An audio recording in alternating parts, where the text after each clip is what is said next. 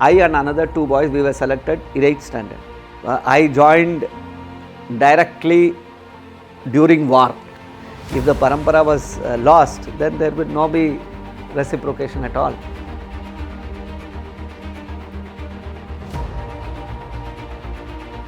Srila Prabhupada says, I live in my institution, I live in my Vigraha.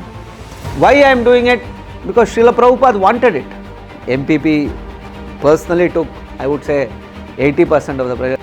What was that day, if you can remember and recollect, when you came in touch with Krishna consciousness? Philosophy and Prabhupada's words that in this material world you can't find happiness. So they took another 10 police people together. So 2-3 jeeps like that, we were like a movie. Wow, wow, talk. We stopped in that village. See, Vaishnava songs, I have always been a fan of it. I thoroughly loved conversing with Vyomapada Prabhu. His childhood experiences, the way he joined the temple, the circumstances in which he joined the temple, his adventures in Vrindavan, challenges, hardships which he went through, and his experience, life lessons which he would share on this podcast was wonderful. Folks, you will thoroughly enjoy these conversations. Do join this wonderful conversation with Frankly Speaking with Vyomapada Prabhu on Folk Life. Welcome you, Prabhu, for Frankly Speaking session. Hare Krishna. Okay. To begin with, generally we start from childhood. So, being born in a Malayali family, a middle class family, so how was your childhood per se? It was there within your blood that you would be taking up Krishna consciousness, or it was, as most of us, because of the mercy of Srila Prabhupada, we came in touch with the Krishna consciousness movement, and that spark kindled and we took up seriously? Not even in my dreams. My inclination towards Krishna was zero. So I had no, forget about Krishna, anything spiritual was not there. So I am part of Kali Yuga, I am part of Kali Yuga Jiva. But if you really ask me why this inclination came, I have really no idea. But it's not that I am very spiritual or something even now. Only thing is that I am grateful that I am in this journey. But honestly, I have not ended this journey. It's still a long way to reach my destination. Basically, I wanted to know any childhood experiences where parents typically take you to temple or godmen. It's like any Indian middle class family.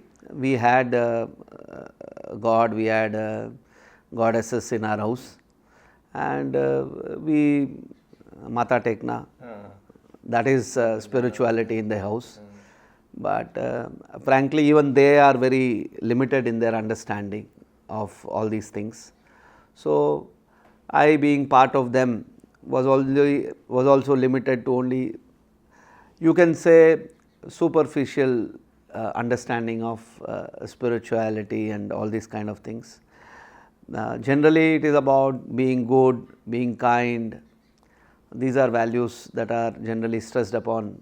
Being respectful, well behaved, hardworking.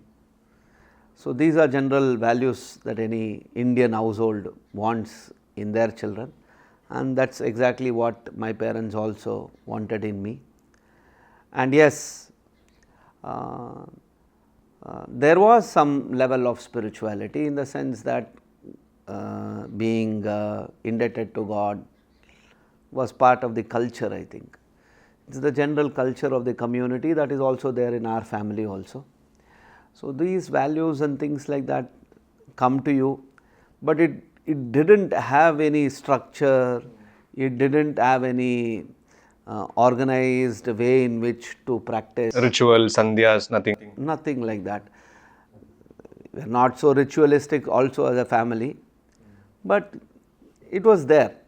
But beyond like what I am today, or it is because of Srila Prabhupada and nobody else, that my association with his organization, like I said, it brought a structure, it brought a path, it gave it a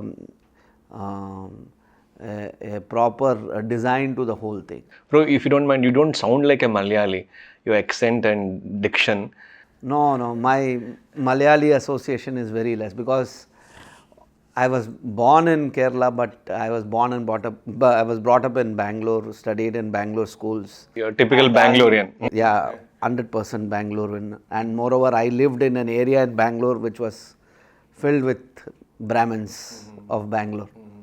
So I have that, all my friends were all from Karnataka, Brahmin families, and that was the Brahmin. I lived in Jayanagar, JP Nagar, which was filled with all Brahmin population.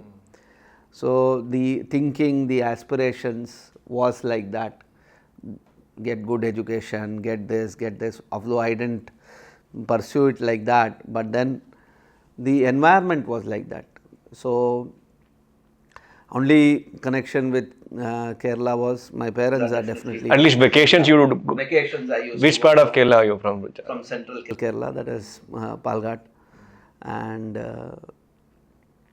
we used to go to my grandmother's house, my grandfather, grandmother. The Onam and Vishu was celebrated? Definitely, that was celebrated in Bangalore when we had my relatives and friends and all those things. My cousins.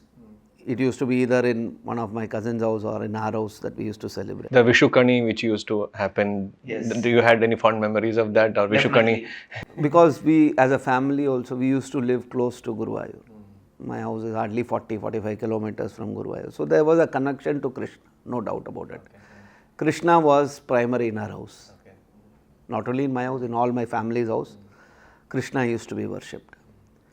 But not the way in which we worship right now. That's why I meant to say superficial. But Krishna was prime. Like Prabhupada says, in India, everyone is a devotee of Krishna, Yes, in that sense. In that sense.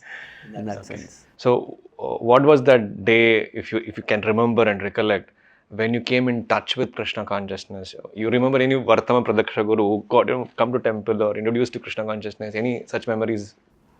Well, memories are there. Like for example, the devotional aspect, I would say, was given to me by my maternal aunt. So actually my maternal aunt took care of me, because my mother was a working lady. She used to work in a public sector company. Personal life, she has faced tremendous problems. So she was widowed from her husband, and then she's much elder to my mother. Somehow I felt that her pain, she used to find succor in the readings of Ramayana. So you see, when it was that Malayalam Adhyatma Ramayanam book, and she used to read that Ramayana, just you somehow hear, but you see somehow when you hear, the emotions, the feelings touch you. So you could make out that feelings of devotion from her touching you. So I would say, like you say, Vartama Pratyaksha Guru, she is my Vartama Pratyaksha Guru, because that dependence, that sense of depending.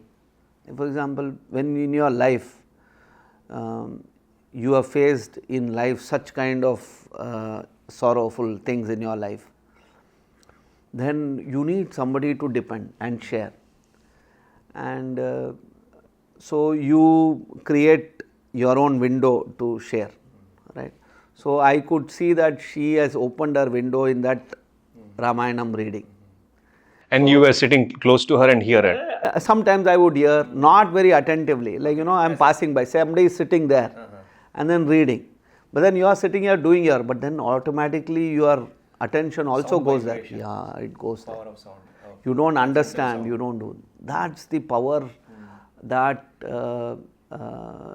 anything connected with the Lord, it affects your consciousness. That's why if you see Prabhupada is saying, it doesn't matter if many people are there for your class. You give the class. Okay, some ants and this one will get liberated. right? So you see, because the words of the scriptures are so powerful and those words are potent. Even as a kid, that could touch your heart. Yes, definitely touched. So sometimes, like for example, anything internally, some happens. So I am in a vulnerable situation. So because you have seen that somebody is remembering Rama in that, because she's faced a vulnerable situation, and to overcome that vulnerable situation, she is remembering Rama through his pastimes. So like for example, say when I am not studied and I have to write an examination, I am in a very vulnerable situation. So then Rama, Rama, Rama, Rama, Rama, you say. So like that kind, or you have done something nasty in the class and the teacher has caught you and you are going to get punished. Parents meeting. Something like that. So you automatically start remembering, that's culture. Atheism means what? Don't remember at all. You find other ways to overcome the situation. Good that you've been brought up in Bangalore, then in Kerala. Yeah. So, it's like that. So, how we mold ourselves. So, like for example, if that devotional outpouring which I used to see in my maternal aunt, it had an effect on me. That when you are in vulnerable situation, at least remember the Lord. Okay, when was your first connect with ISKCON? How did you come in touch with Krishna consciousness? Krishna consciousness first connect was No, even prior to that. Basically because I remember my first Krishna consciousness was, I think I was in 7th standard or maybe 6th standard. That was in 1985, 86, 84, 85, maybe that time. There was one Prabhupada book, Bhagavad Gita. It was a very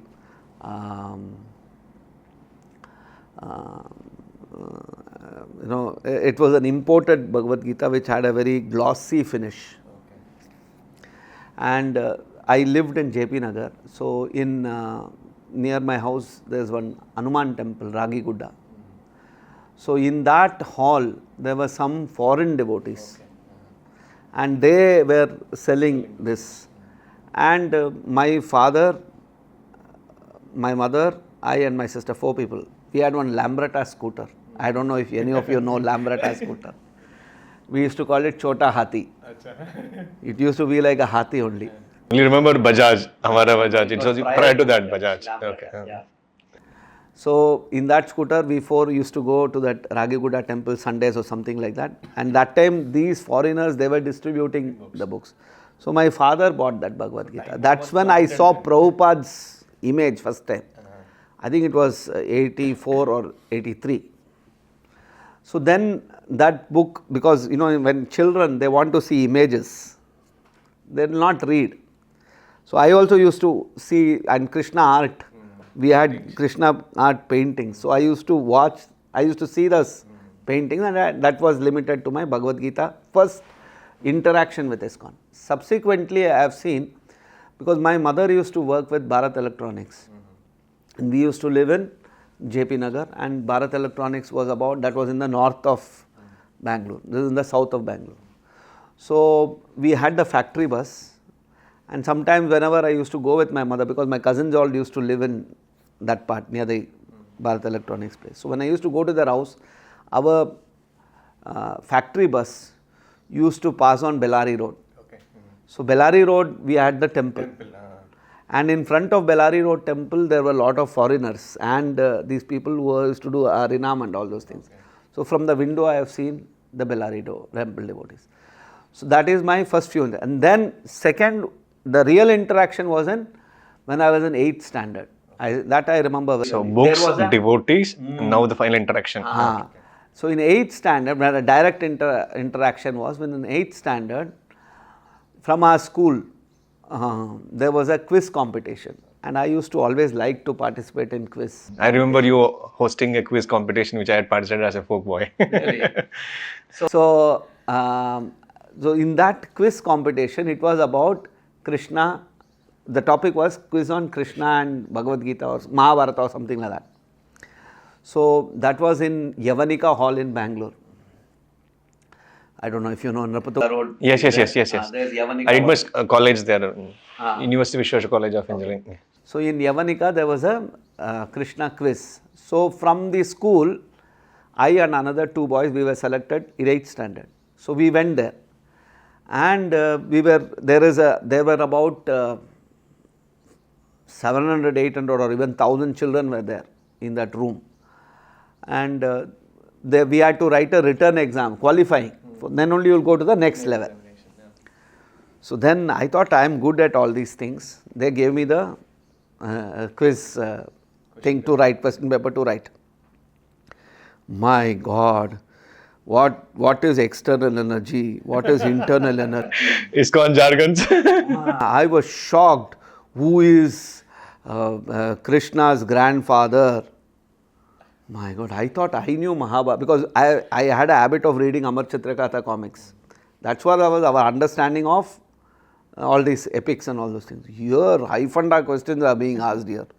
I asked my friends, do you know? Nobody said. We got out of some 20 questions, we would have answered some 5. So miserably failed. So first round only we were out. But when all of us were seated, the MC of that Yavanika program, guess who it was? Chanchalapathi Prabhu. Chanchalapathi. The very young, schoolboyish looking Chanchalapathi Prabhu was the MC. So he charmed you also. I was very charmed by him because he made us all chant Hare Krishna Mahamantra. He made us chant Hare Krishna Mahamantra, and I was very happy to hear in that group chanting Hare Krishna Mahamantra. This was in 1986, I think. So that was my first direct association where I chanted Hare Krishna Mahamantra, and CPP was coordinating it very nicely. So then, but that remained in my head for a long time. It remained, oh, these are nice people, I want to know more about them. But then we were too young, then life went on. So 10th, 12th and then 7th. 7th, okay. This was the last 8th. When did you start visiting temple for regular association or classes or services? So you see, after high school, when I reached 11th and 12th and all those kind of things, Maya was overwhelming. In 90s too. I was into rock and roll and I wanted to be a rock star. In Bangalore, because I am from Bangalore. You were in St. Joseph's, if I am right. No, I was not in St. Joseph's, but I had friends in St. Joseph's. So we had that circle. So I used to listen to a lot of rock music and so many things like that. So during those times, my parents, they are from middle class family. We used to ask pocket money, and my father would give 5 rupees, 10 rupees.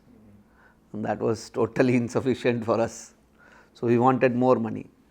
So I started doing part-time jobs. Oh, really? Okay. To earn that extra buck. To fulfill your desire for my other frivolous activities, I wanted money.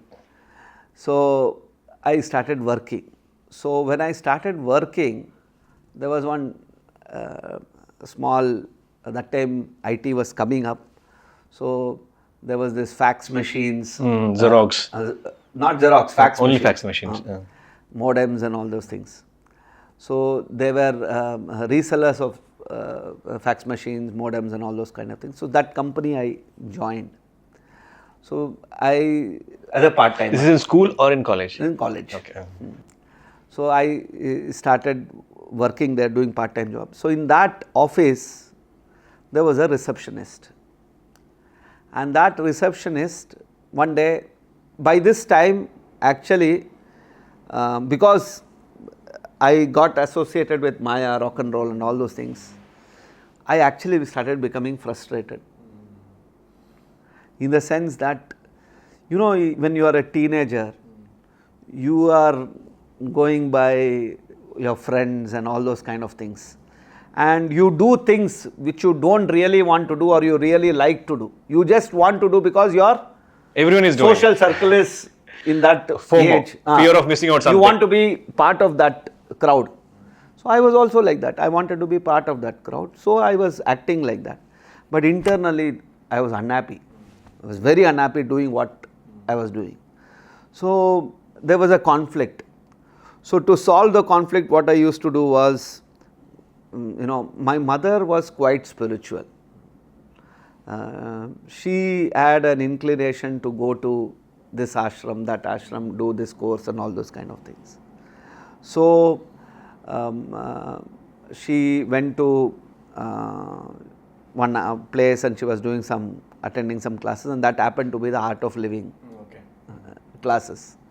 And that they had a small house in which they used to be called Vyakti Vikas Kendra. I don't know if it is still there. Art of Living was called as Vyakti Vikas Kendra. Center was called Vyakti Vikas Kendra, and their course was called Art of Living. It was not so big that time, very small. And this was around 91, 92, like that. So that time, this Sri Ravi Shankar used to, on every Thursdays, they had the satsang program. And my mother used to go, and I also used to accompany her once in a while. Not every Thursday, but once in a while I used to go with her. And then attend this Art of Living satsang program. And in that satsang program, they used to just sing Kirtan. Jai Jai Bam Bam Bole, Jai Ganesh, Jai Krishna, everything, all songs they used to sing. So I also used to sing, I used to enjoy. And sometimes, one German girl used to be, she used to sing very nicely. There was one more fellow, he is a Osho follower. He used to sing very nicely Krishna Bhajan. So I used to like it, very much I used to like it. The attraction for the songs were there since childhood for you. Yes, you see, that attraction for Kirtan was very much there. But then they used to play the lecture. Switch off, switch on. It used to be as soon as the lecture will start, I am off. So, but the Kirtans, I used to feel very, very nice about it. So, that's when I started looking for places. And then in this, when I started working in this part-time job, that lady, receptionist, one day after work at around 5:30, we were just sitting in the lobby. We were chit-chatting. So, I was telling, I go to Art of Living and like this. So, then she told me that, have you gone to ISKCON? Okay. I said, no, I am not gone to ISKCON. So, ISKCON is there in Rajaji Nagar. It's a beautiful temple. Not beautiful temple, we have nice Kirtan. There in the Kirtan, people will dance, everything will happen.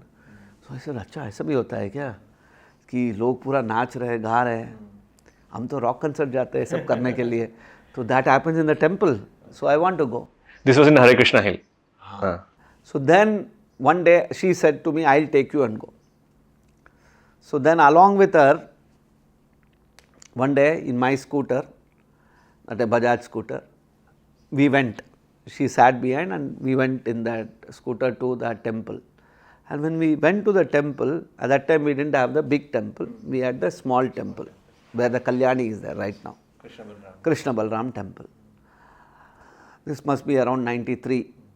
Construction was going on. So 93. So I went to the temple, I saw Krishna Balram, one type yellowish, everything was, the lights and all were yellow color. I felt very nice. Krishna Balram was very nice. And then there was this HDF counter like that table where Golok Agarbati and books and all were there. So then she said, Prabhu, she said, I'll introduce you to one Prabhu. Okay. I didn't know what is Prabhu. So one devotee came and she said, he is my brother. Full saffron he is wearing. Oh. I thought, who is this? Then she told, he is my brother. I said, you have a brother who is a monk? I didn't know that. She has a monk as a brother. So then that devotee, he preached to me, and he told me, you should chant, you should read, and then he gave me the mala, and he gave me Science of Self-Realization book, and he told, please read and please chant.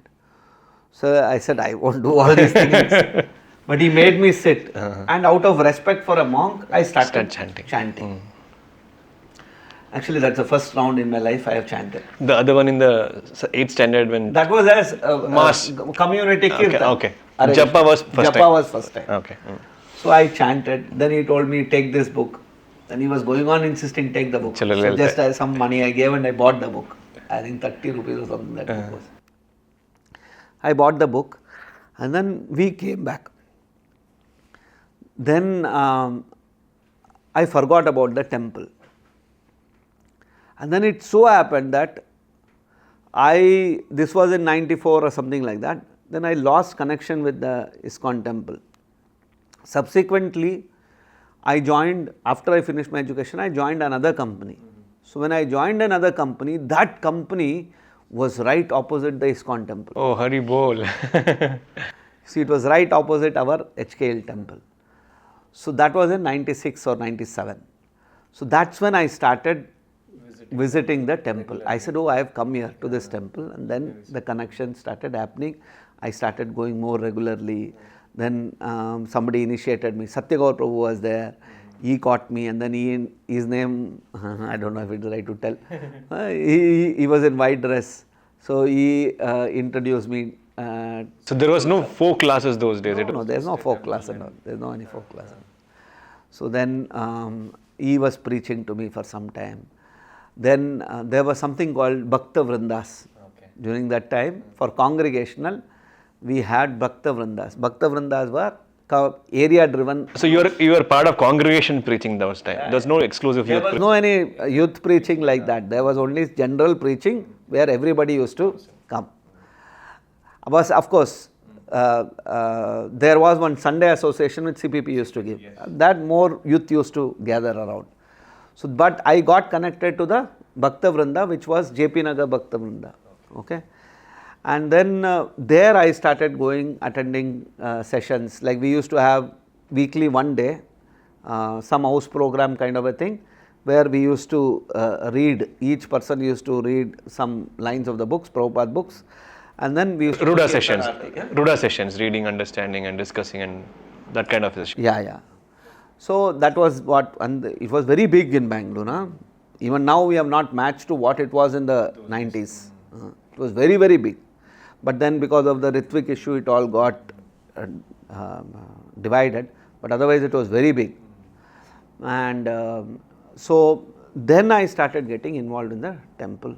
Then there was no calling, looking back, it's just... No, just to add a one, what was the flashpoint? Was just a devotees association or one line of Prabhupada? That exact flashpoint where you decided, this is it, I want to be a monk in the temple, nothing else further going with my regular material affairs. Anything in per se, or it was just a random thought, karna hai mere ko bas? If you really ask me, there are so many points. There are so many because of which I wanted to do so many things. Association, book distribution. But one flashpoint where it made... One is like, for example, like, the realization, because of the power of Prabhupada's philosophy and Prabhupada's words, that in this material world you can't find happiness. It's simply a illusion to run after that. So that's a hard-hitting reality which I understood to some degree. But to join the temple, I really, even if you ask me now, why you joined the temple, I don't know, Baba. It has just happened. It has just happened. I don't know why, but it just happened. Like for example, if you ask if today I was in that situation, I would not have joined. Because I will evaluate, I will think. So actually, joining is something, it just happens. You cannot just tell it happened because of this, it happened because of that. Guru and Krishna chooses those who he wants to be in this moment. Maybe to say such big things is a very big statement. I do not think that I am so fortunate that Guru and Krishna have chosen me to join this movement and all those things. Like, it has happened. And then It's a mercy, causeless mercy. I happen to be, I do not know also how long it will be there, because ultimately Krishna and my own will should be there. We are here because of our own free will to come here. So Krishna respects that, and Krishna respects you when you say you don't want also. So we must be very careful that we don't go to that other, just like Krishna gave us this opportunity. So Krishna can also give you that opportunity also. You have to choose Krishna always. We have to choose. We have to choose that, no, I want to be in this line, I want to be here, I want to serve. So that has to be on a day-to-day basis, keep on reinforcing. So our commitment to that purpose is, why have I come here for? Like for example, why have I joined the temple? First is, I want to chant nicely. If I am outside, I am not able to chant nicely. It's a fact. I face difficulties. For example, when I was working for a short period of time, I was outstation, traveling. I had to eat in the hotels. I had to work with useless fellows. So it was such a suffocation for me, because once I have lived a Krishna conscious life, and then I have to live with all these kind of people. Then I said, why I am doing this? What is the need for this? So let me live, let me live in the temple where I really want to live, where I don't have to associate with this kind of useless class of people. For what? For a little few bucks that they'll give me, I have to do all such kind of things. So these are questions that come to you. That triggered you to take a call. That's it. Take a call. It's a measured call. That means when I say it's a measured call, you measure your life now, whether it is worth living like this. So you analyzed actually. And took a call. But then I have seen people can measure and take a completely different call. But why did it happen? Really no idea. When you took this decision to take it up seriously, how did you inform your parents, and what was their reaction, and how did you handle that emotional turmoil which they went through and you had to go through in that sense? Well, you see,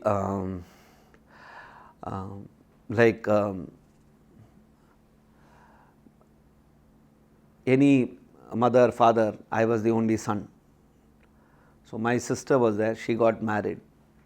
Actually, before she got married in 98 April, I joined in 98 October. So I was waiting actually. So she got married, then I started the discussion in my house that I want to join and all those things. They didn't take me seriously, because you see, from childhood, in one sense, I was always searching and taking up different things without getting fixed in anything. I wasted a lot of money of my father. I would tell, I learned karate, 2 months I learned, boring, no use. I learned music, I learned 3 months, no use. I'll go to this place, I'll do something else. Actually, there was a search. So you're going Bahu Shaka, that's all. There was a search, what do I want? Because it's not giving me that joy. So in fact, when I told my mother that I am going to join the temple and I am going to stay there. They were connected with the temple? No. I had taken them once or twice before joining the temple, but they were not connected like that. So at that point of time, my mother was crying. So I still remember my uncle. See, I lived a very luxurious life. Although we were middle class, but still I was well fed and well taken care of. So my uncle told my mother, you think this fellow will, because I used to get up morning 9 o'clock, very bindas life. So he said, this fellow will live in the ashram. He will tell that he will go to the temple. I will tell you within 3 months he will be back. Tell mommy, I want to come back. I can't stay in this temple. Even I didn't have the faith that I will be able to live in the temple. So I told my mother that, see, don't worry, 3 years I'll come back. It will allow me 3 years. So it's a bond of 3 years with me and you. Okay, something like that. 3 years I'll be back, but at least I want to see how that is. So it's been 25 years now. So you, somehow, I cannot boast myself. Tomorrow what happens, I have no control over it. Because I remember, if I trust my sources, one devotee who had interaction with your mother and sister, they said, we never thought that my brother or son could do such things, because he was such a crazy nut and doing all, he has his way. So they were taken away complete that how can he do and survive for so many years? Absolutely, no doubt about it. I fully agree. It is actually Chaitanya Mahaprabhu's mission. Honestly, I am unqualified. I think that this kind of a spiritual mission, he was definitely not my place, but it is the total mercy mission of Chaitanya Mahaprabhu and Srila Prabhupada that this kind of an institution has a place for me. And it is truly representing the words of Chaitanya Charitamrita, Papi Tapiyata Chelo Harinama Uddarelo.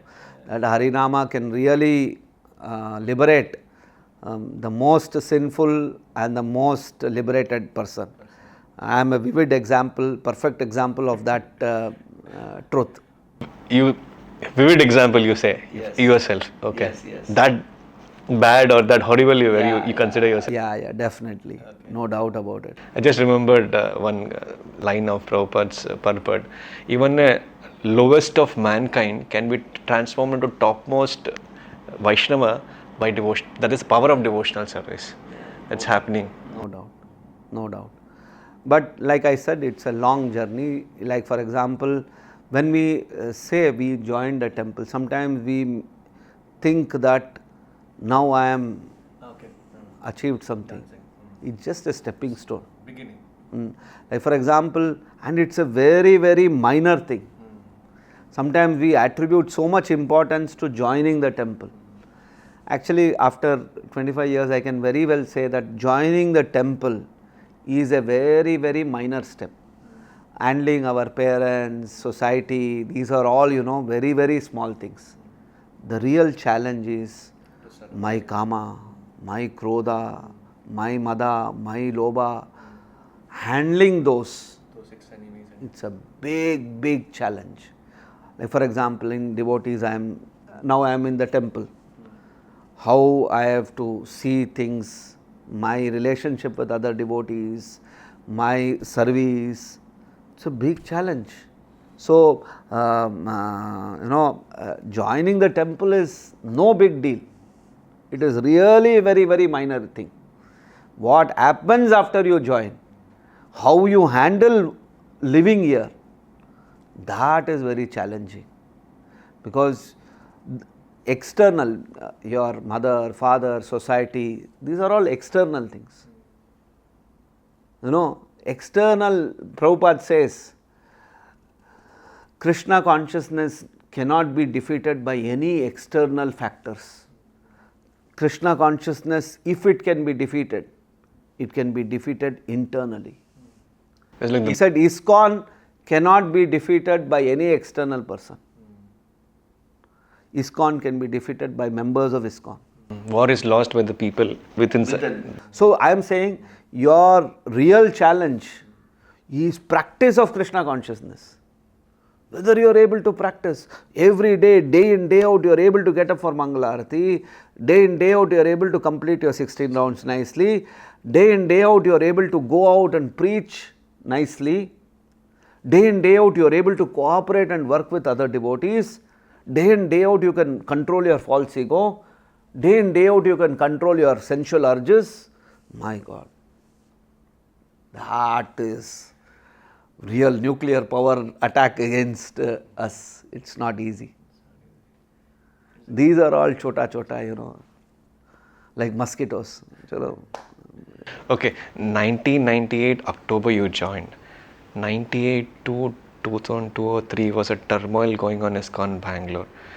We were born into ISKCON where Prabhupada was already there. We have never gone through those hardships and turbulence. It was chaotic, confusion, and it was revolt was going on. So you were just a bhakta joined in there, and it was peak of that issue. Can you just show some glimpse of those days? I joined directly during war. We were in the minefield. Minefield, okay. It was minefield. And hats off to Madhupana Prabhu, who single-handedly fought. You have to give credit. Nobody can dare to take up the challenge and survive that challenge. You know, somebody can jump into war, but to come out of that war victorious still go on is no mean task. So that you know, you have to be specially blessed, and MPP is definitely one of those, because I have seen him. It was so, anytime he could have been out, and he needn't have taken up this war at all. All said and done, he was a very good performer in ISKCON. He had everything going for him, and that kind of a person to fight against the establishment, it is beyond one's ability to do it, and he did it. So I remember those days wherein they were telling another 10 days is out. We are all of us are going to be out of the temple. Another 15 days, another 20 days, another 2 months, another 6 months. So it used to be, so many things used to happen, and you know, there was internal devotee themselves were a threat, external threat, internal, external, every way there were lot of things happening. So, but you know, you learn by the fire. Why I am asking this question? Because we take it, for the current generation, we take it for granted the hardship what our senior Vaishnavas have gone through. Yeah, see, we and all have not taken any hardship. We were, you know, getting our prasadam, we were doing our activities normally. Whatever pressure was taken by MPP. Personally took, I would say, 80% of the pressure, and CPP also took some pressure. The rest of us were, you know, we were doing what we were doing only. In fact, they didn't give us any pressure. But the whole atmosphere was very thing. You know, at that time we had in Banglore, say, 100 devotees, 90, 80, 90 devotees were there. It just came to 50. 50 devotees just left the temple. They got to the other side. And like, for example, if I take 98, in 98, say if there were 80 devotees, of that batch, now in our movement, I think only 25 devotees will be there. Okay. So you can see who survived out of that 90, we were only 20-25 people, that's all.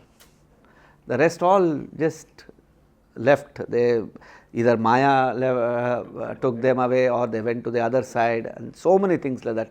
So much confusion. You like, all said and done, you know, the Ritvik fellow, you're a new devotee, you don't know anything. You tell one thing, another person will tell you what to decide. And like, it was like Krishna saying, Kim karma kim karmeti kavayorapi yatra mohitaha. What to decide, right or wrong, very difficult to analyze and find out. But the trust. How did you take that call? This is it. Srila Prabhupada is only spiritual master. It was because of someone told you, or there was something within that you decided? Very, very deeply these things were being discussed those times. Not like this. We had discussions of Ritvik and what Prabhupada said, what was Prabhupada's understanding. The day and night, this was the discussion in the temple. Day and night they used to happen discussion. So even as a young devotee, I was also part of that discussion. We had part of the debate boardroom. Different Maharajas from ISKCON used to come, and they used to present their viewpoints. They used to give arguments. It used to be countered by devotees. Like during my time, the senior devotees from our side, they used to counter every argument. And it was like, Nimai Pandit and Keshav Kashmiri kind of a thing on the Ritvik issue. And in fact, the depth of those knowledge, even now, it is there. We all know nobody can change us like that by giving any frivolous. So deeply we have studied that subject. So nowadays devotees, because there is no need to, because you are not facing, because there was an existential threat for us. So we had to go through that chapter. Can you tell the times when you had to guard the temple and there was a threat that some 300, 400 people used to come and take over the temple? Can you just... Many times. So in 98, it was there were some incidents, like for example, when we lost the case in the lower court. So then there was a threat of takeover. So we had to, till we get the interim, we go to our appeal on the case, because this has happened in Calcutta. So in Calcutta, the temple was forcefully taken over, not through any court order or something like that. So you were fearing that to happen? So not only fear, there were strong evidences to that extent. They were accumulating people to actually do it. But only thing it didn't happen was, Calcutta temple was a small temple, so they could do that. Here the scale had to be different. But even then, one temple against all others put together, we will be small. No doubt about it. So if they wanted to do it, and if they were sufficiently empowered to do it, they could do it. So somehow there were problems for them also. They could not do. So during those times we had all these kind of... Now when you recollect all these things, the turmoil what we went through, what is the take home point? Now it's the Prabhupada's actually guiding us, or it was just a impromptu decision taken by the disciples, or how do you see that? How do you paste it, the instances, or table it? We have to work with what Srila Prabhupada has given us. So Srila Prabhupada, as from whatever Prabhupada has left through his words, through his letters, through his conversations, if you go on that basis, Srila Prabhupada didn't appoint anybody post his disappearance. So if we are, like for example in a court, how will you decide, how will the judge decide? If there is a case, what will the judge, on what basis will the judge decide? Judge will decide on the basis of whatever matters have been placed on record before him. Right? Whatever has been placed on record before him, based on what he is having, he will decide. So similarly, whatever Srila Prabhupada has placed on record, it is very clear. Evident. It is very evident. It's institutional directive. So it is measured.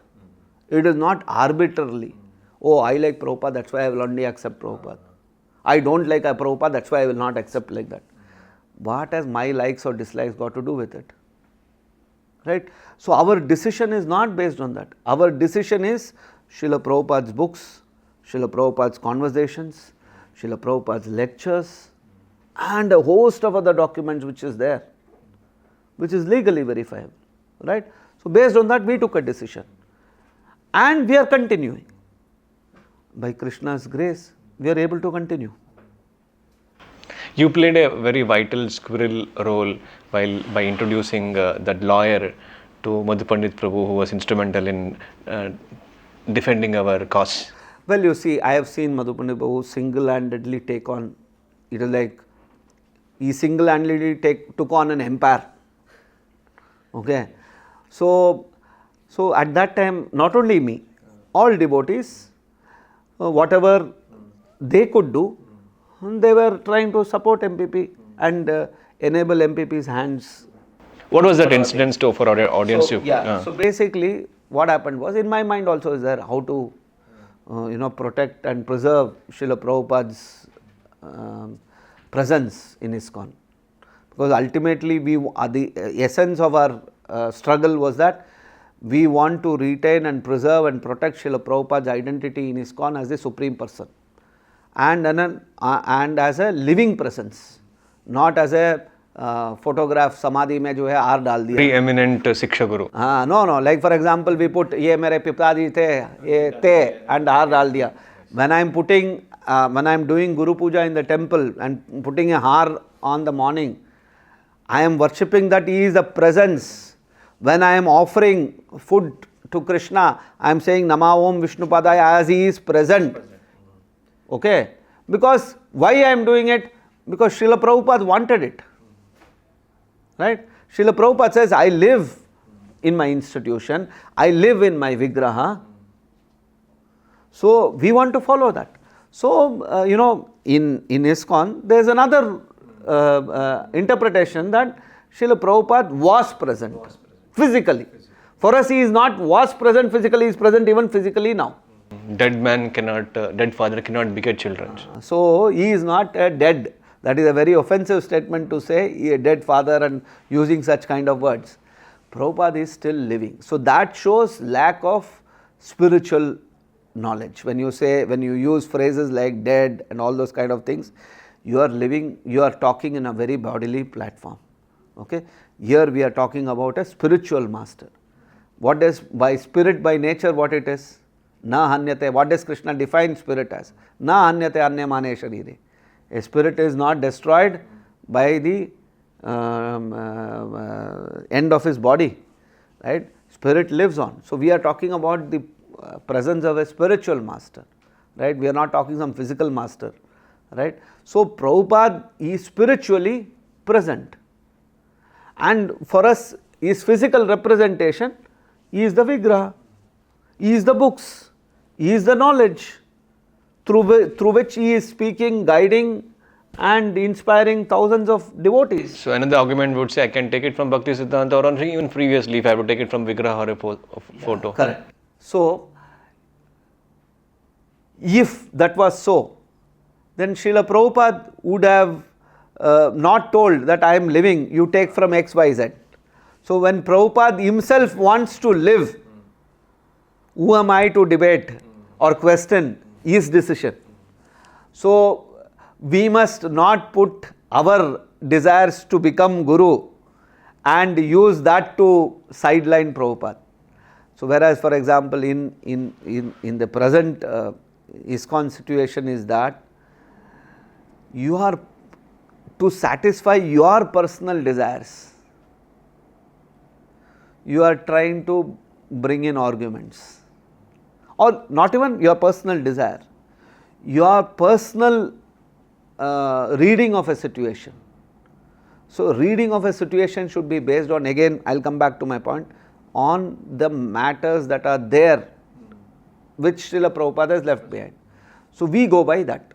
So on that platform, we want to accept Srila Prabhupada and we continue to engage. And we are seeing that Srila Prabhupada is reciprocating.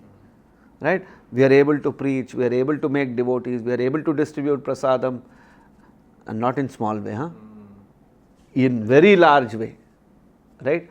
So that means to say Prabhupada's energy and Prabhupada's Shakti is continuing. So that link is not lost. So parampara means what? Parampara means link.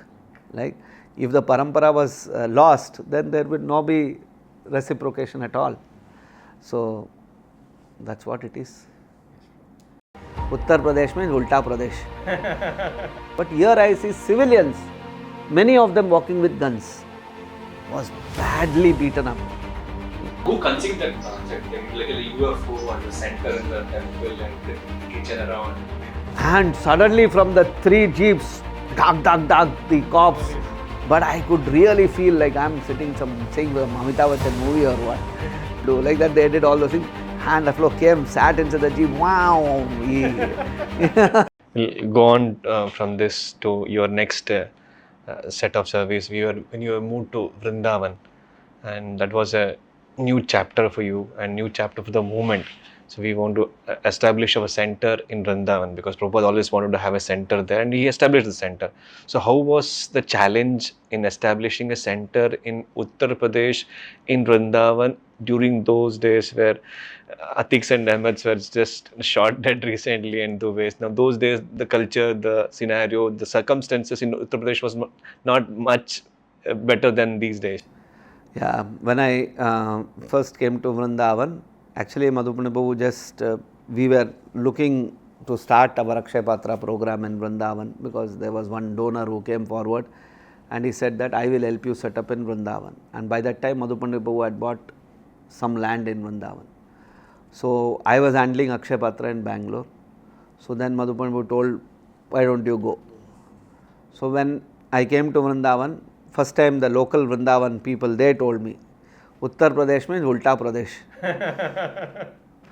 Ulta Pradesh. Yeah, that was the nomenclature they gave to that place. And for the first time, because see, I am from Bangalore and I came to UP and suddenly I am seeing on the road, people in the bikes or in the vehicle, they are having guns. Oh, Krishna. They are walking in the road with guns. In Vrindavan? In Vrindavan. I have seen many people with the rifles and all those things. Then I asked, how are these people walking with rifles in the... Then they have the gun license. Many of them have the gun license. They are working as security. But I have never seen in Bangalore even police walas walking with guns and all those things. But here I see civilians, many of them walking with guns. So then I could understand, if there are so many people walking with the guns and all this kind of things, that means there must have been some threat, that's why they are walking with guns.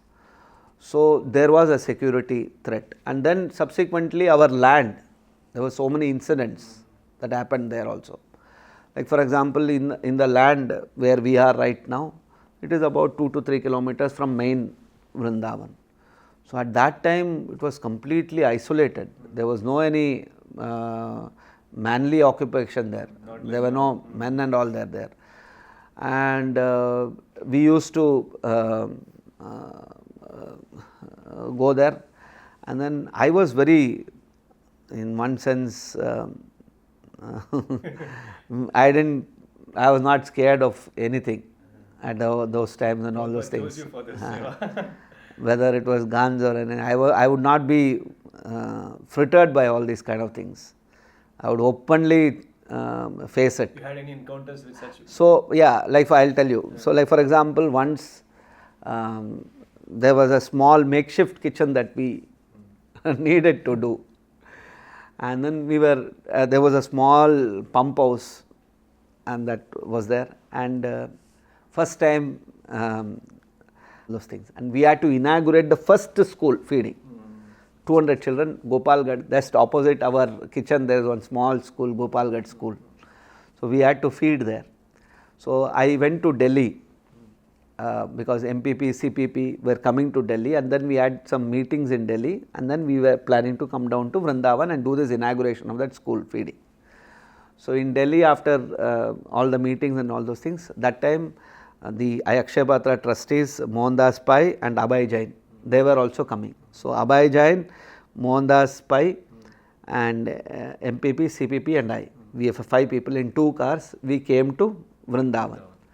And then in Vrindavan, all these people, because they came in big cars and all those things, we did that first school feeding in Gopalgarh school. We fed, and then they were there morning, and then they went back. And then I came back, one small house was there, I was staying there. So we came back, and then next day morning, one of our security, it was somewhere around July, August time. So I got the news that our security guard was badly beaten up and his gun was snatched. So I went there. So we had one almirah, steel almirah, that was crowbar and open. Inside that old newspapers were kept.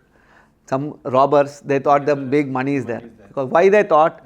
Because that day morning all the big cars came there, they thought lot of money we have kept in that cupboard.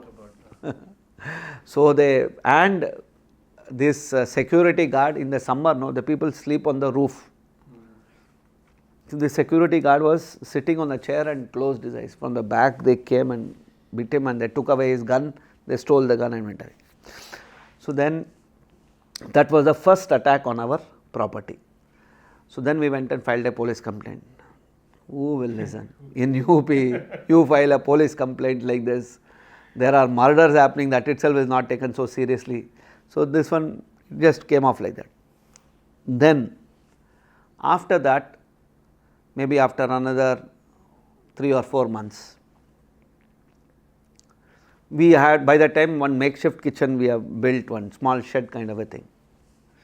And no, we had to put the foundational puja of that. So at that time one Banglore, I don't want to tell his name, one Banglore devotee was there. We had a small house at that time. So he came to Vrindavan for parikrama. So he was staying with me.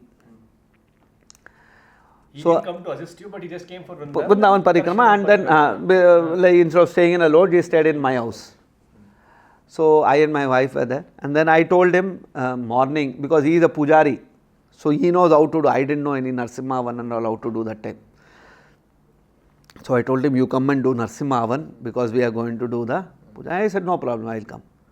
So morning we were getting ready for Narsimha Puja when I got a call. I got a call that the security there has been badly beaten up. Okay. And again his guns have been stolen. So then I told this devotee, chalo, we'll go now, we'll go and anyhow we'll go and do the Havana. He said, no, I'm not going to come. They'll beat me up. He was so scared. I said, no problem, yeah, now it is day, that happened in the night. So I mean to say, people get scared when they hear.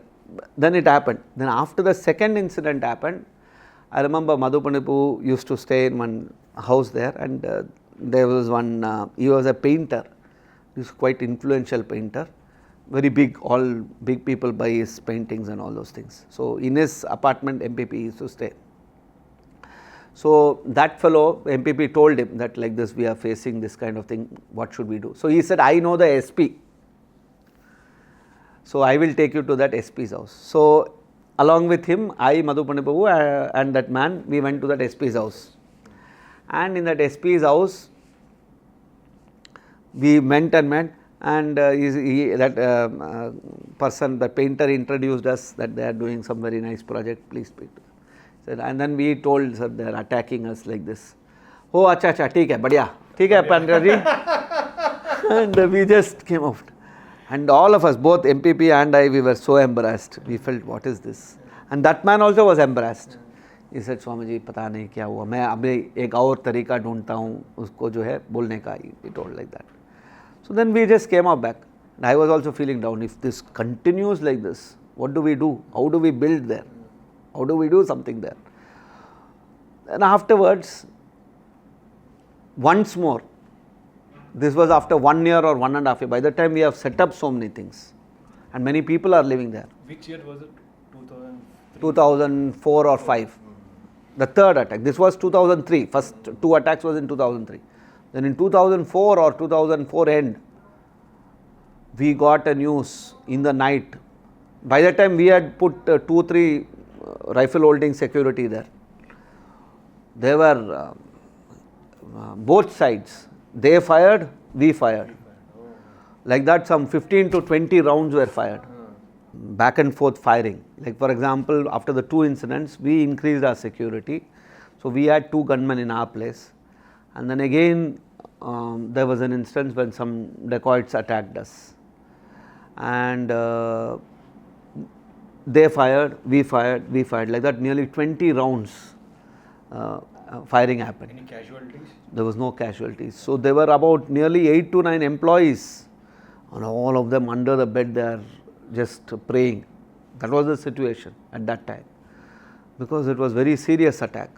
So after the third attack, I went to the SP's office again in Mathura, and then I sat down and started writing, because I can't write in English, write in Hindi. So I wrote my application in English, all the sequence of events in the last 2 years, what and all has happened, all those things I wrote down in English. Then near the SP's office, I was just sitting on the footpath down in the curb of the footpath and then writing in Mathura. So I wrote down the whole letter. Then I was just very morose, I was, what is happening. And I was just sitting. Then one, because Kalakot, the lawyers and all, one fellow came and he said, "Kya hua Swamiji?" "Kuch nahi," I said. He said, "Nahi, kya hua?" He said, "नहीं मैं आवेदन लिख रहा हूँ इसके लिए, SP के लिए, क्या problem?" I thought he is looking for work. Lawyers, and you have anything, I'll do. Like, they broker themselves. So I said, no. Then I thought this fellow is asking, he look quite okay fellow. So I said, I written one letter, can you translate it in Hindi? I asked him. So he said, he took the letter, what is this? So he read the letter.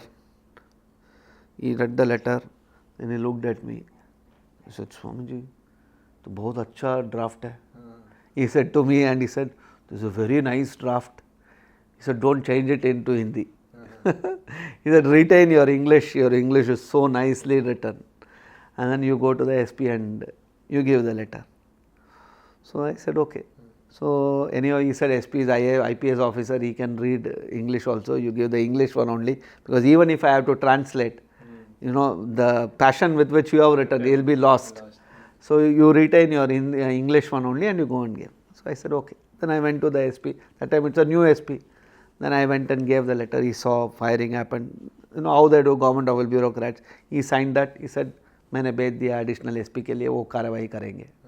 And he just gave the letter and he went. Then subsequently some police fellow came. He did some, अच्छा ठीक है, हम पकड़ लेंगे. बदमाश कौन है? पकड़ लेंगे हम उसको, पकड़ लेंगे. I knew that assurance has no meaning. So then, it's business as usual. And then afterwards what happened was, in UP till that time, till 2004, till 2005 or end of 2004, the midday meal program was very, it was not there at all. Only what we are giving midday meal, that is there. So then what happened was, it was a rule that all the schools in the Mathura in UP has to be fed cooked meals. Midday meal was launched in UP officially. Officially. So then the district education officer, he came to us. Okay. And he said, "I want to do this program. Collector ने बुलाया है." So I said, "Collector ने बुलाया हमको?" Otherwise, we are doing that initiative on our own. On our own, all the money spent by us. So then I went to the collector and I met him. Then actually this collector and the SP was there together when MPP and I went and met him, no? Okay. When we went to meet the SP, that time the collector also was there. They just washed away and they said. This time the collector called us. So I went and then the collector says, "क्या कर रहे, कितना खाना बना सकते हो?" I said, "Sir, at least 3-4 हज़ार हम बना सकते." We had a small makeshift kitchen that time. So 3-4 हज़ार, ठीक है, very good. Then he said, DSC give them whatever they read and let them do how many hours they can do. So we increased our number of feeding program and all those things. So then, that one interaction made me go to that collector with other things, sir, security issues, that this. And somehow, my rapport with the DC collector became very nice. He was a very nice person. The collector was a very nice person. And then the DC started coming to our land with kafila and all those kind of things. All the attacks stopped. Automatically it stopped. We became very influential in Mathura. And anything happens, "Hello sir, DC sir," directly my call is going there. And then he is arranging. I remember even now, one of our vehicle, Akshay Patra vehicle, it was going in there's one Jait village. Met with an accident or something? No. It's a small narrow road inside the village, the gullies of there. And that Jait village, it used to go our vehicle. One old man in that village, He was telling our vehicle, you should not come here. Okay. And my boy is telling, Arey, I am going to give the food here, I have to come here. So every day he will abuse our driver. So one day our driver was going, he got up and he slapped my driver very badly. So my driver called me, Prabhu, I am not going for work from tomorrow, this fellow is doing like this. So then I called the DC. I told the DC, sir, what is this, sir? Your people are beating like this, we need some. That DC immediately called that local police station. And I remember, so he said, you go to that police station. So I went to that police station. And I and another two. You had to go to police station personally those days? Everything. Handling a driver case? Yeah. I used to personally go for all those things. So then I went to the police station. There was nobody else. Nobody else, yeah, true. So we went, and then the police said, you sit in my jeep. So I sat in the jeep, and they didn't go alone, because in UP, you can never say. So they took another 10 police people together. So 2-3 jeeps like that, we went like a movie. Wow, talk. We stopped in that village, and suddenly from the 3 jeeps, dark, the cops, police. All full cop. They went inside houses and beat up with lathis. Who is that fellow? And I was simply sitting inside the jeep, because tomorrow they see me, they'll attack me somewhere means. So I was just sitting inside the jeep only. But I could really feel like I'm sitting saying some Amitabh Bachchan movie or what.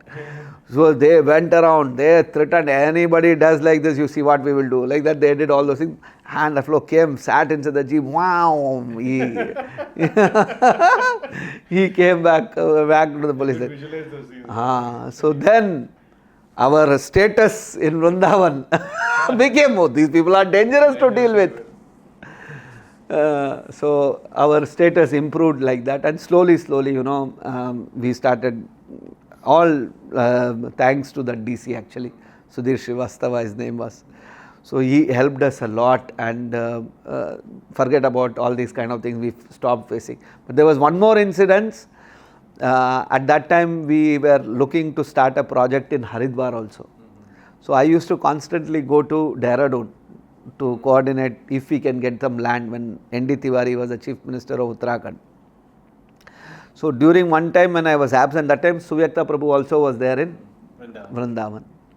So in my absence, there was one guy who used to come and harass us, saying that the front portion of our land, some 200 feet, some 20 feet by 200 feet, he started saying this is mine. And he used to bring some document and show this is mine, this is mine. Then we used to tell him, if it's your order, you go to the court and get your order and take your property. So one day, he got one cop and some 5-6 fellows, and he came and started telling, now we are going to put the barricade. So Suvyakta was alone. So Suvyakta Prabhu called me. I said, just go there and fight. Just go there and fight, don't stop. And by that time, this collector who was very close to us, he had got transferred. Just transferred. So Suvyakta Prabhu said, what to do now? So then I told, no, don't, even if you are alone, you go there and you fight. So Suvyakta Prabhu went there, and then he was arguing back. And by that time, I called the old DC. He was the DC of another town. But somehow, he called back to Mathura, somebody called the police, and that fellow police who was there with them, he ran away. So then they also ran away. So Suvyakta Prabhu dealt with them head on in my absence, head on, directly there. So that's another incident which I remember. So like this, there was a lot of challenges that initial phase. I remember once I had gone to Delhi, and from Delhi, because all our purchases had to be made from Delhi, because Vrindavan, small town, nothing you will get. So once we had one taxi I had hired, and we had gone and made some purchases in Delhi.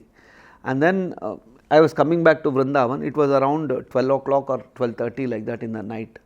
So I told him to stop near the gate, and I took the whatever we have purchased to keep it inside the shed. There were some 2-3 people living there. So he stopped. At that time, nobody is there. It was What was the time? totally around 12:30 in the night. Nobody's there. It's total sunsan.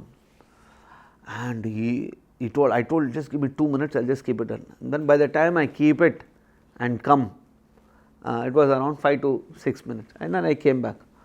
That driver, he was shivering.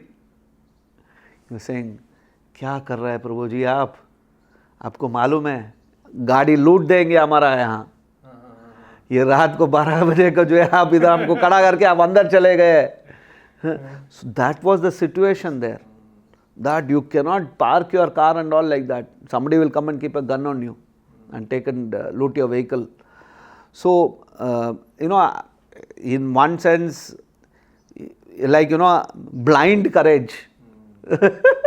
Like, I didn't know.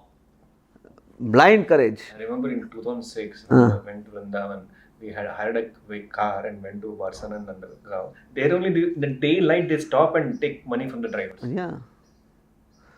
Not only, when we were there, I remember when I was there in 2003, I think in 2003 only this happened. When you are going to Govardhan from Chata, there is a railway stop. Yes. Fatak is there. Fatak is there. So I remember that near Radhakund. So there was a stop at night 12 o'clock. All the cars had stopped. Dacoits came and looted all the cars. In one car there was a resistance. So during the resistance, that driver was, occupant of that car, one lady and one man was shot dead because they resisted the robbery. So it is dangerous because you see Chambal is close by. Chambal is hardly 120 kilometers from Vrindavan. It's in Gwalior area. So those fellows and all, they come here. So it was like that, but then it was not any big thing like that, but it was new for us. Being from Banglore, we didn't face all these kind of things. Things have changed now. Yeah, so right now, like Vrindavan is like a mini Gurgaon. You see big high rises and all those kind of things. That was not the way it was. It was completely different. So much of traffic was there. It was not so this one like that. So these are some of the Vrindavan experiences, and subsequently, after the project was set up. Who conceived that project? Like a UFO and the center in the temple and kitchen around. So actually, you see, that was Madhu Pandit Prabhu is a unique man. He likes unique designs also. If you see ISKCON Banglore, it's unique. It's like a spaceship. We used to call that in the night with the lights and all. No, oh, some spaceship has landed on Hare Krishna hill. It was like that. So actually, in Bangalore temple, there was one person who used to come on Sundays for program, and Suvyakta Prabhu used to cultivate him. So that man had a company called Geodesic Technologies. Geodesic. So it was a construction company, and he was involved in the expansion project of Delhi airport, the T1 airport. That time work was going on. So lot of steel structure, he was doing that. So one day Suvyakta brought him to MPP. The steel structure for the airport he was doing. That's why the steel structure in the UFO. Okay. So he brought him to MPP and introduced him that he is a construction person and all that. And then that man said, I am doing airport. Then MPP said that we are doing something in Vrindavan. So that man said, why don't you do steel structure? Because in steel structure you can create shapes. So in concrete you cannot do that round and all like that, or it will too expensive. So in steel you can cut and build any structure you want to do. So like that, geodesic company, they gave this torus, and the torus is the round one and the center is the dome. So they gave a 3D video of that, and Madhu was impressed with that. It looked unique. It's a crowd catcher. See, ultimately you have preaching means what? You should get people's attention so that they come and then you get an opportunity to preach. That was the idea.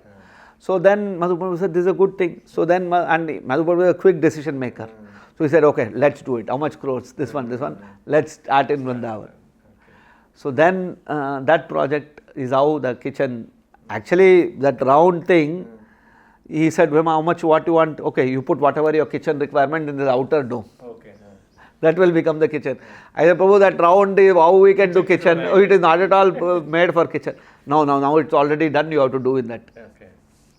So there were, then for me it is totally new, I have not so much worked outside, I don't know anything also. And civil, so I have no idea at all. So what to do, nothing we knew at those times. So at that time, Chitrang Prabhu was there, he was my immediate boss, and then MPP was there. So then Chitrang Prabhu and MPP, all those things we are trying to do. Then I found that the project was very slow in its execution, various reasons, whatever reasons were there, so many reasons were there. So then I started telling Prabhu, you should involve CPP in this project. So that's how CPP got into the project. Then once CPP came into the project, then I started telling Prabhu, civil work I am not so conversant, we'll get Suvyakta Prabhu. So that's how I pulled in Suvyakta, and I told Suvyakta, when I came to Bangalore, I told Suvyakta Prabhu, you should come with me, we are going to Vrindavan. He was happy. And he was under the impression that he is going to be there for 1 month. Because at that time we were about to, land was acquired. 2005, land we got in Kanakpura Road, and the project was supposed to take off. Supposed to take care of Vaikuntha Hill project. So from there we pulled him off to VCM. And then Suvyakta Prabhu was in the project, and 1 month he did, he's a very hard worker. Suvyakta Prabhu is a very hard worker. Day and night he will work. So like that, I am little easygoing. So he was involved in the project and he did so many things. Then I told Prabhu, let's keep him here only. So many days his face was fully down because he wanted to go back to Bangalore. But then he reconciled, and then, because he came, I still remember 2005 January he came, his idea was to go back in March. March over, April over, June over, he's not going back. We kept him off there. Then he was happy, then Radha Vrindavan Chandra. How come Jagan Mohan Prabhu came in there, and what was his role there? So Jagan Mohan Prabhu came in the month of, I think, December of 2005 or 6. 2006 January, 5 December, something like that he came. Before temple inauguration. Just before temple inauguration. Just before. Temple we inaugurated in 6 April. 6 April, yeah. So 5 December he would have come. Yeah, 5 December or January, somewhere around that time he came. So Jagan Mohan was there, and Akshay Patra management and all those things, I was little slack. So CVP thought, let him do, kind of a thing. So that's how Jagan Mohan Prabhu was there in Vrindavan for some time. And then 2006, when the temple was completed, I decided I'll go back to Bangalore. So that's how I came to Bangalore. And then the story of Vrindavan Chandra, that marble deities. They said Vrindavan Chandra, the insider's information, what I got, that there was a black Krishna. Yeah, the black Krishna was in my room only. And then what happened? So we had a small office there, and in that we had kept Radha Vrindavan Chandra deity. It had been fully made and kept ready for inauguration. You were telling Vrindavan Chandra and he's black. Vrindavan Chandra was black. They thought black moon rising. So black moon.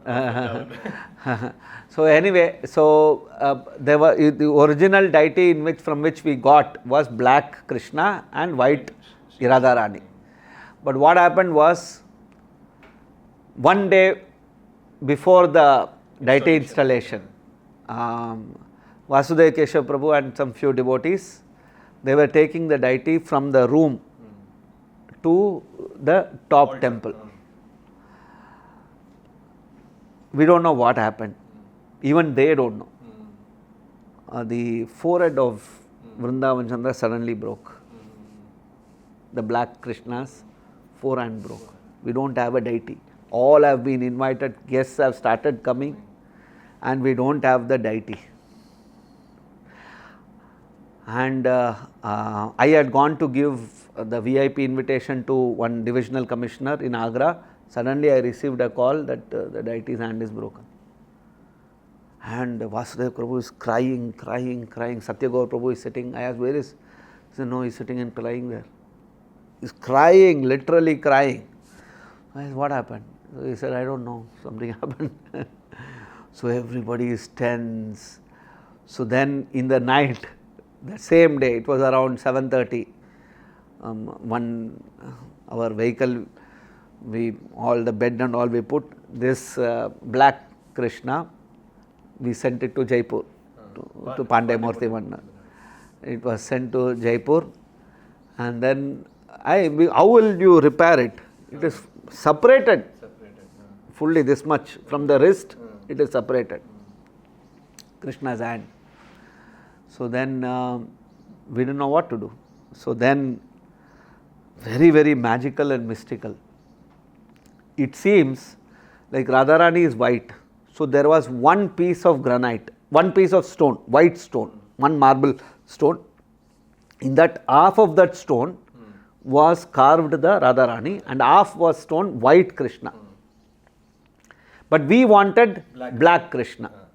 Okay. So they did separately from another black Shila. So this black Shila Krishna is broken.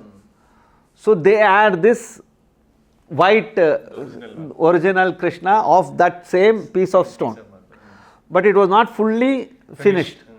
So night on night they did the polishing, all those kind of things, and that Krishna was brought.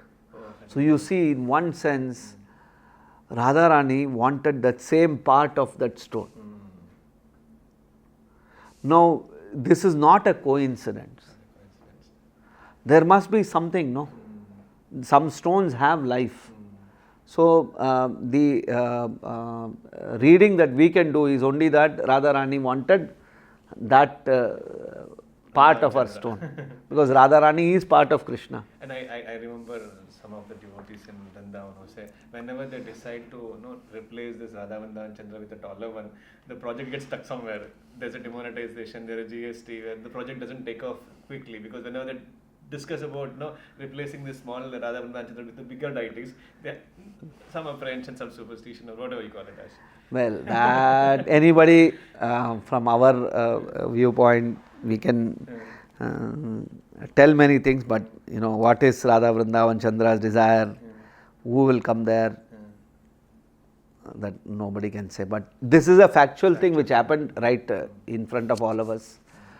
So, but what we can see is that all said and done, Vrindavan Chandra, so beautiful, so beautiful. In entire Vrindavan itself, it must be one of the most beautiful deities. They were all over the Vrindavan when they were inaugurated. Their posters were put up everywhere. Their paintings. Posters we didn't put up. We had a very grand opening ceremony. No, the deities' pictures became quite viral. Yes. That our pictures were very viral. Very, very viral. We had a great inauguration. We had, 2006. So those are Vrindavan experiences. But what Vrindavan actually gave me was, it gave me a lot of exposure. See, in Banglore everything is set up, and big learnings were there, so many things to do. So independently, alone we went. There were actually in Vrindavan, my wife also, I should not tell, but she happens to be my wife by chance, but lot of service she did. Like I remember morning and all, Akshayapatra cooking used to happen. So from the house, what we used to do was, because we didn't have a full-fledged kitchen kind of a thing, our operations were very small. So the tela walas used to be there. So during morning 5 to 11, they were kitchen workers. After 1 o'clock, they are tela walas of the Vrindavan. So they used to come morning 5 o'clock, and I used to be like traveling here there. I used not go to the kitchen much. So my wife, the tela walas used to come to my house. She would sit in the tela and along with them go to the kitchen and do the work in the kitchen. So she used to tell me, like in winter, full fog will be there. You cannot see anything. Freezing cold. Freezing cold and full fog. So these telawalas, they don't have headlight, nothing. So one front fellow will be there, he will have one torch. And they are going, all the 3 or 4 telawalas, they are going. And she was saying once the tela is going, suddenly all of them are in a ditch. All of them are in a ditch because you can't see the road. You are going like this, suddenly all of them in the ditch. So those kind of things, we have faced. And I remember once there was a meeting with an architect in Delhi. So CPP was flying in from Bangalore to Delhi, and I and Chitranga Prabhu, we were in Vrindavan. So we said we will come morning, we will reach there morning. 9:30 was 10 o'clock was the scheduled meeting. So which means if 10 o'clock is the meeting in Delhi, we had to leave by 6:37 we had to leave Vrindavan. So we 6:30 over, 7 over, we thought it will open up, the fog is full. So 7:30, 8 o'clock, fog is not going. So we told 8 o'clock, we decided we will go. Come what may. So we sat in the Indica and we started going. We had not Indica, we had a Santro car, which was gifted, second-hand Santro car by one person in Delhi. So I and Chitranga Prabhu was sitting in the front, I was sitting in the back, the driver is driving, 3 people. So we are driving, we can't see anything. So during those fogs, we just follow the front vehicle. So we are following. That front fellow near Kosi, when we reached Kosi, he put a brake. Suddenly we went and it banned. So it's very risky, lot of things. But lot of learning I got. So what devotees, when they take risk, when they do new things, when sometimes people will think, I want to go to a set temple. I don't want to go to a small temple, I want to go to a big temple. Your learning will be very less. You will just be a robot unless you are self-motivated and all. Like for example, for me, situation made me to learn many things. So sometimes when you go to a small temple, the opportunity to engage, the opportunity to learn is far, far higher. Yes, it will not be comfortable. You will not have thousands of people coming to the temple and all those things. Like for example, in Vrindavan, we used to crave, when will that day be when hundreds of people will come to our temple, we'll see all those things. There's like during Prabhupada's, Prabhupada used to send us far and wide. But nothing will be there. You will have no cook to go do, you will only have to do all the cooking. All those things will be there. But you are learning, and as a devotee, you will grow much more. If you can sustain it and you can continue practicing your spiritual life nicely, then like for example in Vrindavan, there in our land there was no house, nothing. So we used to live opposite the Krishna Balram temple. I used to go for Mangalarti there only, to the Krishna Balram temple, come back and chant. So we used to use, I am thankful to Krishna Balram temple, at least for 3 years they sustained my sadhana. So like this, that is the Vrindavan mood. And then after that, in 2006 when I left Vrindavan, obviously there was a heartbreak. Oh, I left Vrindavan. There is a heartbreak. One is going from Bangalore to Vrindavan. Then now you settle down there, establish a temple, do the hard work. Then you have to move back from Vrindavan then to Bangalore. Again. So there is a heartbreak, no doubt about it. There was a heartbreak. There was also some ill feelings. Like I used to think that this people has done this people has told like this, all those things, it comes to your thing. But then over a period of time, you mature, you learn situations, certain decisions have to be taken, it will be dealt with. So you move over. Just like in the army, you're posted in different locations. You have to be ready thing, kind of similar kind of a thing. So we went to Bangalore, and then I stayed in Bangalore for another 3 years in Bangalore after that, 2003 to 2006 to 2009. Bhakti Vedanta Darshan. So there I was with Bharat Prabhu and assisting PR and all those kind of things I used to do. Then another opportunity came, I'm in Bhilai. So it doesn't, today If you tell me to go, I will very easily go. It will not be such a big thing. But at that point of time, it looked very big. So for a devotee, we need not, like looking back now, I wouldn't have handled the situation what I handled in the same way what I handled that time. I will handle it much more mature way. So it's a curve in Prabhupada's mission to engage, to do big things. Some comfort our things like, okay, I can live in Banglore. Everything will be very nice. You don't have to think about it. Like if every TP would have thought that I would be in Bangalore, we would not have grown the way we have grown. Yeah. So you need not be a TP alone. Yeah, obviously. Okay. TP has got certain privileges. Okay, he is TP Baba at least. So you are a small devotee also. Like for example, I have seen in Bhilai only. Some devotees are able to do so much service because there is nobody else to do. There is nobody else to do it. So you have to do it. They are able to preach. Like for example, if you go to Bangalore, no, you can't do it. There are much more qualified people than you to do it. Here it doesn't matter because there is nobody. Andon ki Raja mein ekank wala Raja. So it's like that situation, you go and do. But you have to be ready to face that heat and smoke and grime. Generally devotees want comfortable situation. Like, I don't want to face that kind of hardships. But then you become very, very... Growth also will be mediocre. You are very mediocre. You will be you will not know the depth of it. As a devotee also you will not have depth. You will have, but if you want, then it is trial by fire. You will have you have to face the heat, then only you can evolve.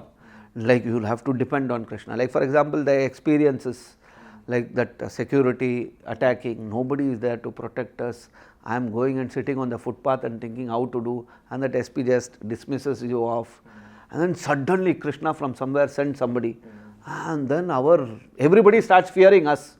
We used to fear everybody. Suddenly everybody starts fearing us. They say, Zindagi badal diya, yeah, it's like that. Suddenly. Yeah. So you see, Krishna takes you through various experiences and sees whether you are with me or not with me. So similarly in life, in devotional life also, date rehna. Don't give up. There will be various challenges, your health, atmosphere, your immediate authorities. You may not be liking what he is trying to say. Don't give up. Be engaged in Krishna's service because it will pass. This shall do pass. Agama payino nityastam titikshasva bharata.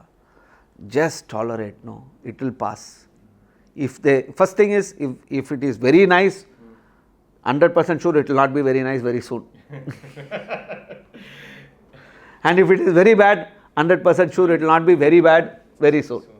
Secret of success. Yeah. So it's part of life. So we need to accept this and move on. So these are the various things being in the last 25 years that I have learnt.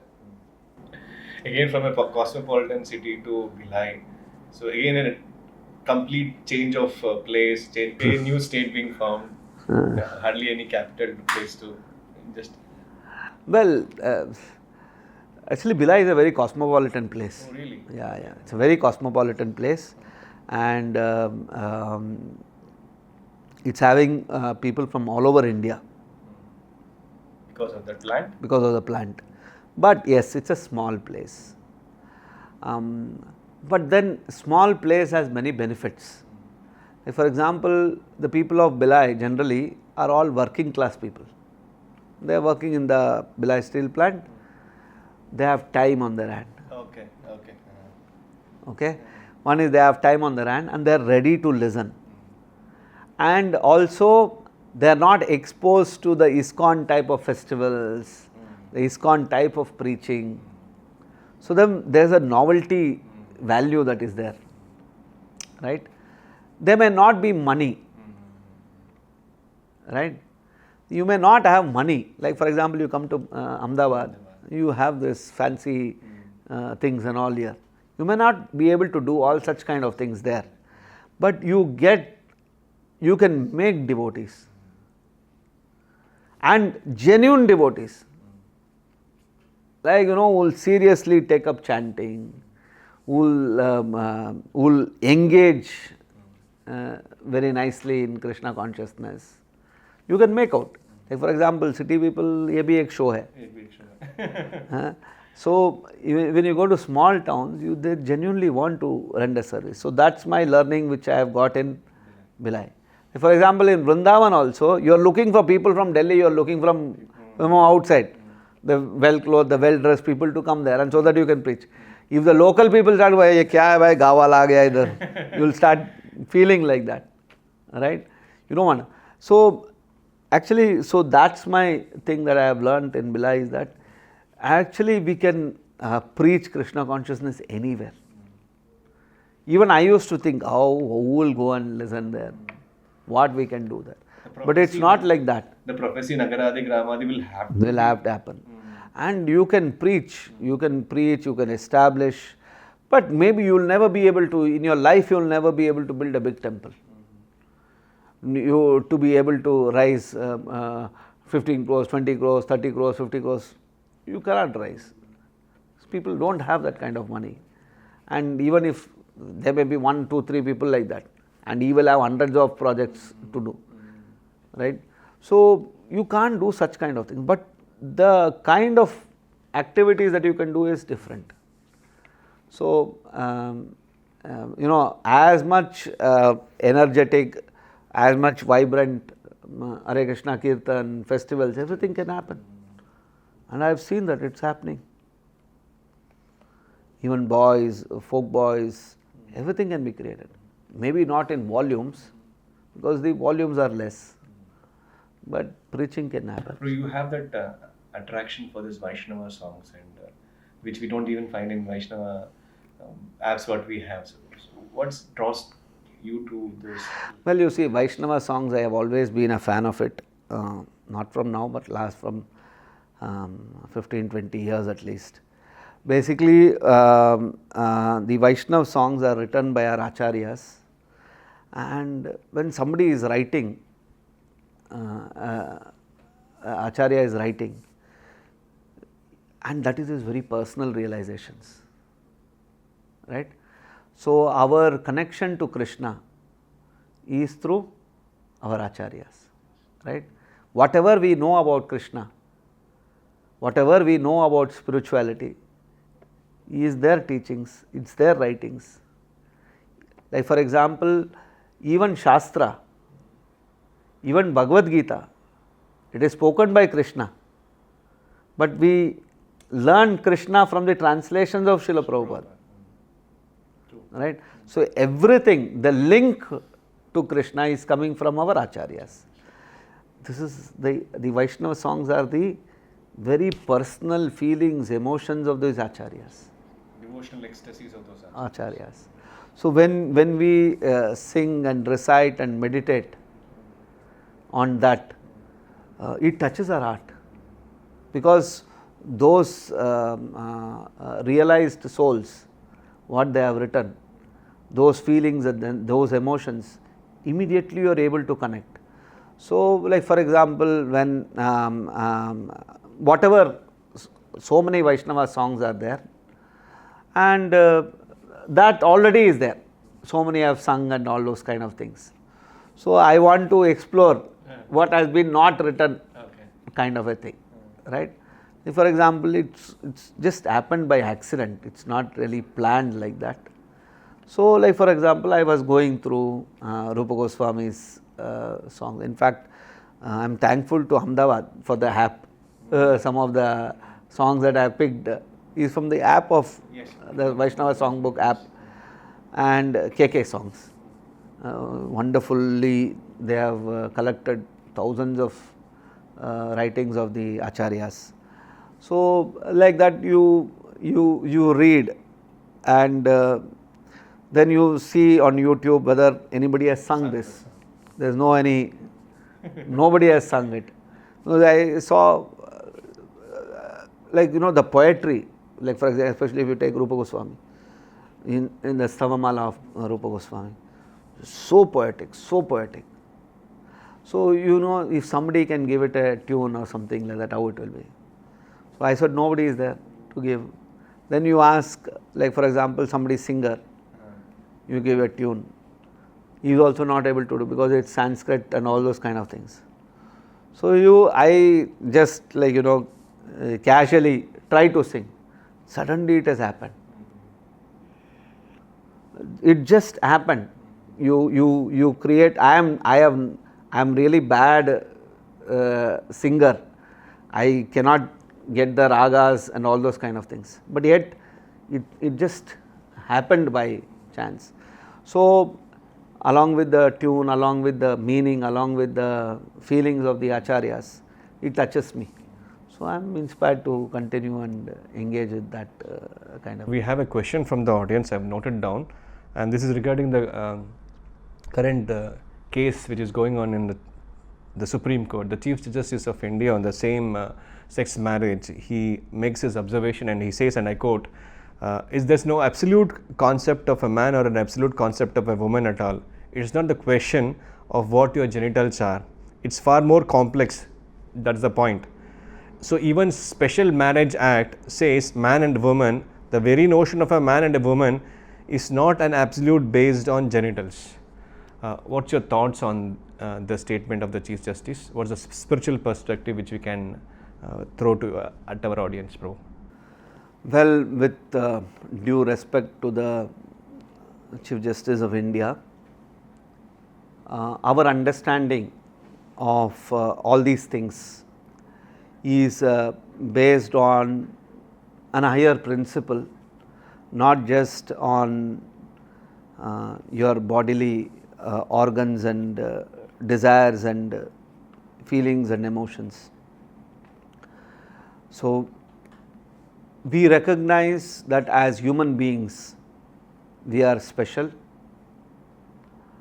We can go beyond our feelings, emotions and desires. So, one of the most important aspects, the differentiator between a man and an animal, is that a man is able to control, is able to refine, whereas an animal is simply driven by instincts. So being the case, there is a need for man to engage in various activities in a balanced and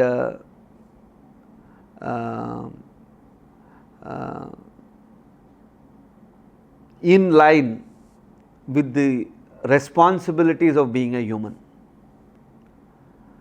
So, there are certain values, there are certain choices that a human can make. Now, if you want to water down that choices and values, that is prerogative of that person. But we as a spiritual institution, we recommend that people develop, people carry forward the highest levels of values and desires. So, but in the age of these times, does this affect our spiritual consciousness also? First we should understand what is spiritual. Spiritual means going beyond the need and necessities of the body. This talks about the body. So again, this is only talking about the needs of the body. The soul is basically genderless. So if you are like Prabhupada gives the example, no, dry stool is better than wet stool. It doesn't make any sense. Ultimately, it is both are stool. That's our understanding, right? It's dirty. So there's no point in arguing that this is better, this is not better, or something like that. It just shows that sometimes people at the topmost level, they lack the spiritual understanding. And if they would have had that spiritual understanding, they wouldn't think in such a narrow dimension. See, from a narrow dimension, from a relative situation, today man is becoming a woman, woman is becoming a man. So that is what he means to say. Just by an organ in your body, it doesn't mean he is an absolutely man. A man can become a woman also, right? So today we are seeing that. That's why Prabhupada has given this knowledge. In this material world, there is no difference between man and woman, because both man and woman have only one desire, which is to be the enjoyer. The bottom line of all these things, I want to be the enjoyer, right? That is the essence of this thinking, right? Now he is only saying that allow people to be man enjoyer or a woman enjoyer, that is their choice. Our question is, man is not at all enjoyer. Ekala Ishvara Krishna Arasava Bhritya. Only Krishna is the only enjoyer. Bhoktaram Yagnatapasam Sarvalokamesham. Bhoktaram is only Krishna. The supreme enjoyer is only Krishna. So this is where that spirit, this arguments are coming up because of lack of spiritual knowledge and direction. I'm not the body, I'm spirit, so there's no anything like that. No institution to teach all that. No institution to teach. And moreover, so these are basically, you are relatively arguing, like, Prabhupada gives the wonderful argument for all these kind of things. 4 thieves, they stole a bounty, and they argue that let's divide this very, very morally, fairly, equally. Okay, bro, it was wonderful talking to you. Hours went together nicely, enlightening all of us. We'll love to meet you once again when our time permits. Right. Talking to you, bro. Thank you. Hare Krishna.